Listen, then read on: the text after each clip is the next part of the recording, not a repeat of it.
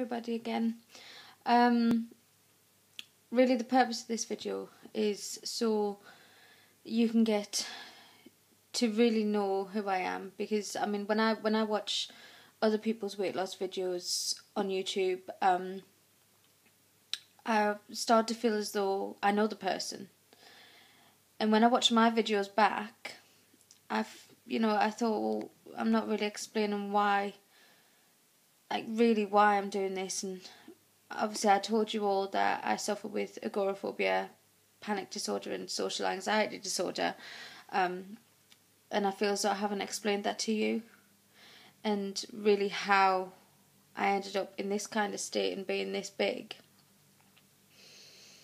Obviously I know a lot of people sit in their homes and watch TV and see these big people and say, well, no, it's their fault. They did this to themselves. Yes, we did do this to ourselves.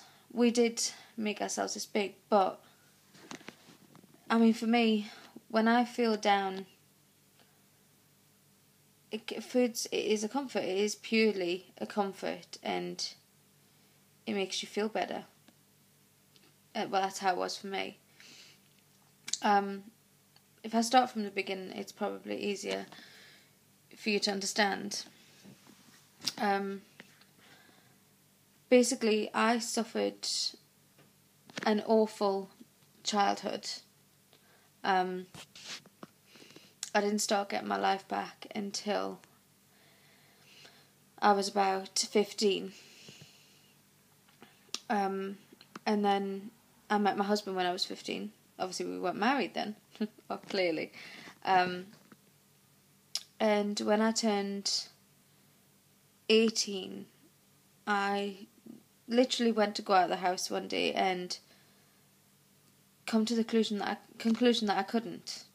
I tried to get out of the front door, and it was like my whole body was on shutdown.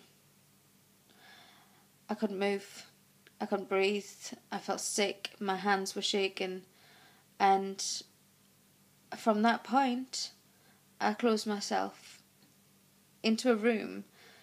Obviously, at the beginning, it was a lot worse. Mine and my husband's bedroom at the time, I closed myself in there. I had to wait until the house was clear before I could go to the bathroom. I wouldn't eat with anybody else. My husband had to bring my food up to me. It was an awful situation. I'd gone from being a girl that had spent every minute of every day singing and dancing and being on stage and loving to be the centre of attention, the one in the limelight all the time. And it was my passion, and it still is my passion. I love being creative. I love making things. I love performing. I love all of it. I sit not every night. I sit every Saturday night when X Factor was on and just sat there and wished and hoped that I could be back to who I was, so I could do that. It's the same with like dancing on ice and all sorts of things like that. I can sit there and just dream that it was me. But in reality, I'm stuck here and I can't get out of it. It's a very difficult situation to be in. My family still haven't quite come to terms with it. None of them understand. I don't think sometimes they really want to take the time to understand. One particular family member said to me, "Oh, for Christ's sake, it's all in the mind, just get out." It doesn't work like that. It really doesn't work like that. The panic disorder, it's constantly in your face. It doesn't go away. It's people looking at me. If I, for 1 minute, think somebody is been talking about me behind my back, or people are, their attention are on me, my whole body goes off with a bang, and it's uncontrollable. What happens in that minute of panic is completely and utterly uncontrollable. it's so frustrating. It is really frustrating. But my eldest son is 6 now, and he's come to the stage where I know Mummy can't go out the house, but why? You know, other mummies do it. Why can't my mummy? And that is heart wrenching. It's like somebody. Oh, I can't even tell you how bad that feels. I'd love to wake up in the morning and walk out my front door and say to my children, right, come on, let's go, we're going out.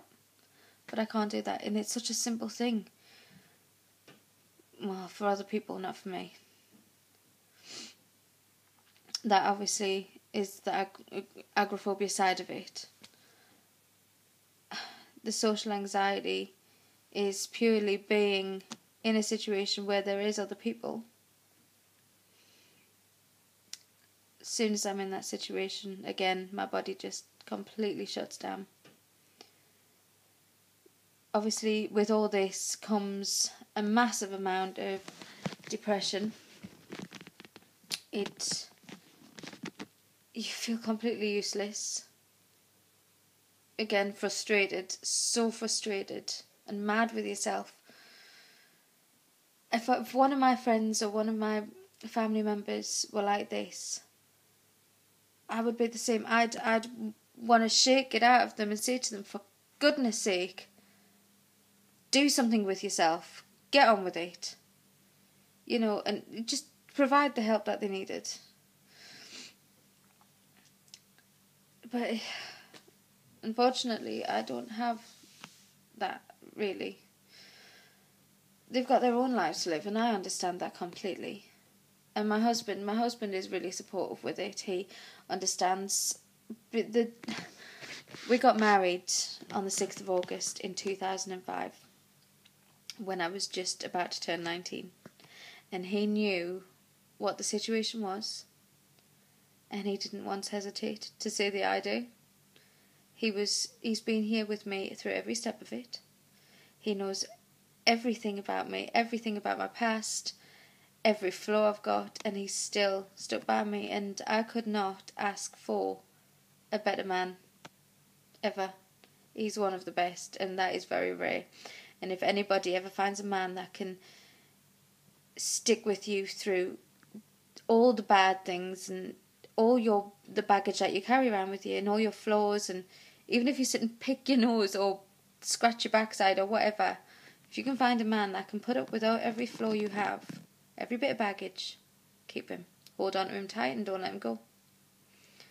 Because Kevin now, I've been with him for just over 10 years. And I love him. I love him dearly. And if it wasn't for him, I don't think I'd actually get out of bed in the morning. And for the kids as well. They keep me going. Lately I have been trying hard and, going out when I can. When I do go out, I have to be fully and completely sure that I'm able to do it. Because if I start to panic, I freeze and I can't move. And if I'm by myself, I'm buggered, pretty much. I'm really buggered. So I've been working on, obviously, like I said in my first video, going out by myself is really difficult. My husband is who I usually take along with me, but he works full time, so it's difficult for him to be here. But I have been working on it each weekend. I've been working on going out with him, so now it's trying to just putting a dent in it and trying to go out by myself once in a while, even if it is just to the school. But like I said, the school's a busy place, and as soon as you hit that crowd, it's on shutdown. But I handled it really well this morning. I even stood and had a chat to my son's teacher for a couple of minutes. She did also try to invite me into the classroom to show me around, and all I could think in the back of my head, all I could think was, please don't bring me in. I don't want to go in. Please don't bring me in. But I managed to get away before she did. Well, like I say, the only reason I wanted to do this video is so you can understand me, really, if you're interested. There's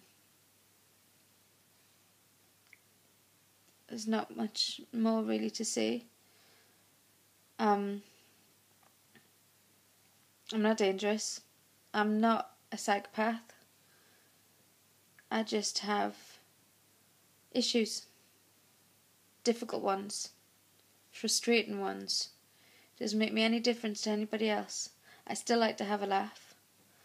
I still like to, have a chat with girlfriends over a cup of tea or a coffee.